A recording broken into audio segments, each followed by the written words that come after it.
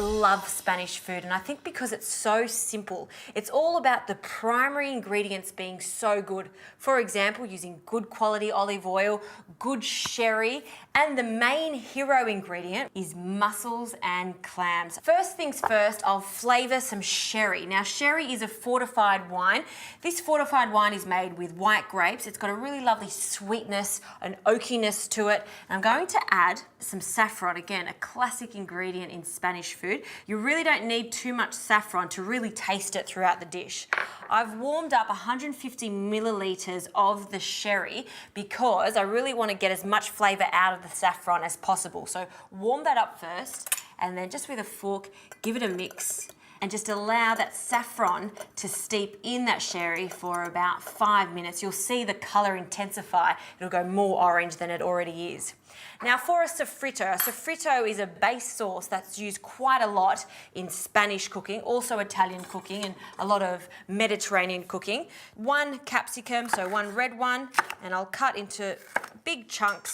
I'll use my food processor because I want to chop everything into small pieces, so that can go in, along with 3 cloves of garlic, 3 whole cloves of garlic, and 1 onion. I've just peeled it and cut it in half. Now, in Spanish cooking, they love to combine meat and seafood. It may sound strange, but in actual fact, the flavours go so well together, particularly chorizo that has a really smoky, garlicky flavour, paprika flavour. And what I'll do is add this to the sofrito mix. So I'll take the casing away from the chorizo meat. So just peel, and it should come off quite easily. I'm adding 1 of the chorizos. We'll cut it into sections. Let's cut it into 4. And then with your hands, break it up even more into the food processor. Now I'll pulse this 6 to 7 times until we've got it nice and fine.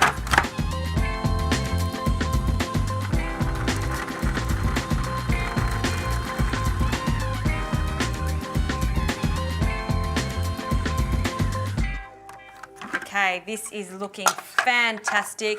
It's nicely minced together. It smells so good. And now I just want to add a good glug of good quality extra virgin olive oil. I'm going to use a lovely Australian one. You want about 100 millilitres of oil. It sounds like a lot, but this is a base sauce for our mussels. So a good amount of oil in there, and I'll add a little bit more later on throughout the cooking process. Great. Just very briefly, pulse it again.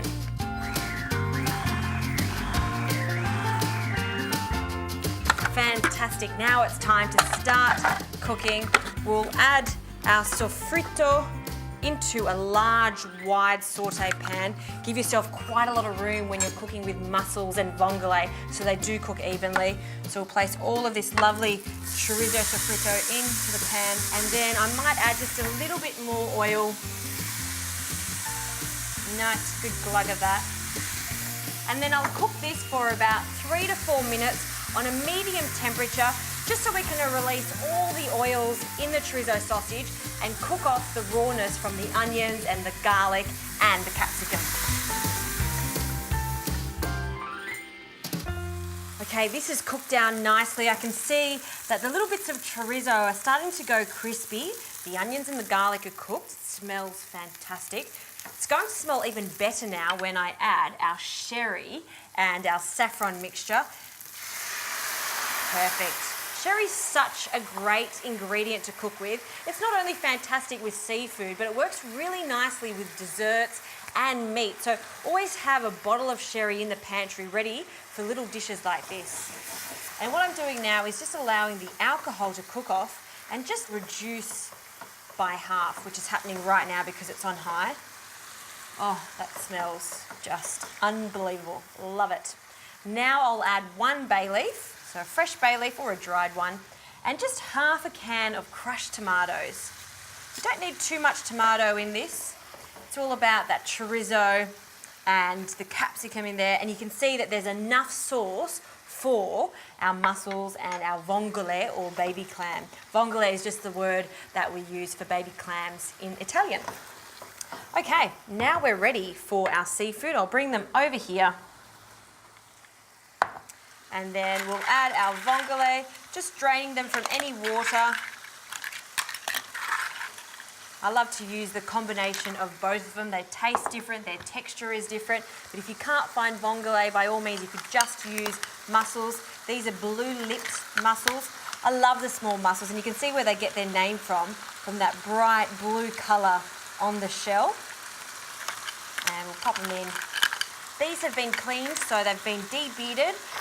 I won't be adding any salt at this stage because the vongole and the mussels carry that seawater, which is salty enough. We can add a little bit more at the end. We'll have a taste of them, see if it needs it. But for now, better be safe than sorry. And now all we do is pop the lid on and forget about them for about 3 to 4 minutes, or until they start to open. They really don't take long to open. Once they're open, we'll take them off, serve them. Easy as that.